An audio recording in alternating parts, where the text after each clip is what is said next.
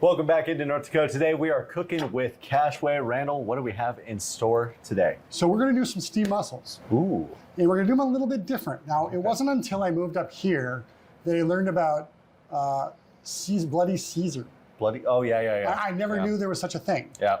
And then really it's, popular yeah, too. I mean, so what we're going to do is we're going to make it in a Bloody Caesar style. Okay, that's fun. So classically, you would take some white wine, some shallots, and steam the mussels, and that's what you got. But now what we're going to do is we're going to build basically a Bloody Caesar base. Okay. We're going to steam the mussels in it. Love it. Sounds awesome. So what we got going here is we got our onions and celery. Okay. And we're sweating that away. And what we're going to do here is I'm just going to talk a little bit about shellfish. So these are both farm raised. Okay. They are we got mussels here and we got clams here. So mussels are actually a living animal. And as I tap it, you can see it closes. Oh yeah. So you don't want to bang it, but what you want is that when you go to the store, you want to pick up mussels that have a nice, fresh, briny smell. Okay. We'll stir that around a little bit. Oh yeah.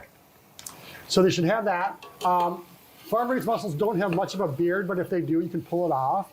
Okay. A beard is this little kind of a tag that sits in between coming out. But what we're really eating in a mussel is mussel. Right. Makes sense.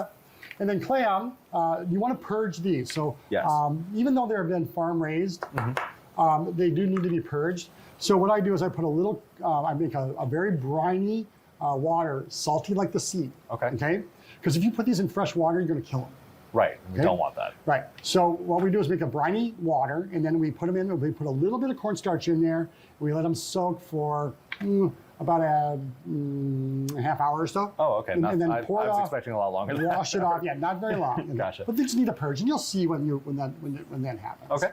All right. So we're at a point where we're going to add our vodka. Okay. Because Bloody Caesar gets vodka, right? Right, of course. So then we're going to add that, and then we're going to add a little vinegar. It's angry at the vodka. It is. It's getting sassy. All right, then we're going to add our hot sauce, our horseradish, and some other goodies, a little steak seasoning. Yeah, there's some. Okay, so we're basically building a Bloody Caesar base, and then we're going to use some clamato. Okay. Go ahead and add that too. Gotcha. Some clamato. Clamato.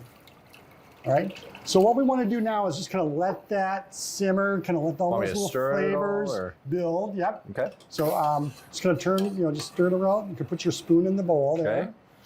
And then you can go ahead and cover it. Cover that guy up. All right. So we get. I didn't mean to cover it so aggressively. I like the aggressive action. So we've been talking a lot about holiday entertaining. Yep. And this is another one of those dishes where it's great to do for a party or for maybe a celebration or maybe it's the night before. You have a lot of people over for holidays. So this is just a really great dish. Or if you're just in the mood for a bunch of mussels and clams. And so a lot of times people are very intimidated by these things, but you really ought not be. Okay. And then a lot of times too is that we tend to overcook them. Now, if you're going to cook clams and mussels together, you want to put the clams in there about 3 to 5 minutes prior to the mussels. Mussels open very quickly. Okay. What happens if you cook the mussels too long is they get very tough. Oh, gotcha. Because what happens is that mussel inside, basically kind of shrinks, and a lot of that moisture loses, and that's where it gets tough. A lot of stuff you got to think about. What you want is a nice plump mussel. Okay. Okay. Makes sense. So what we've also done is we've cut some bias pieces off that bread. Okay. And I'm grilling them now. So when we come back, we'll finish our bread, we'll put our mussels in, and then we'll put it all together. Gotcha. We'll finish this up. We'll be right back. We are cooking with Cashway in North Dakota today.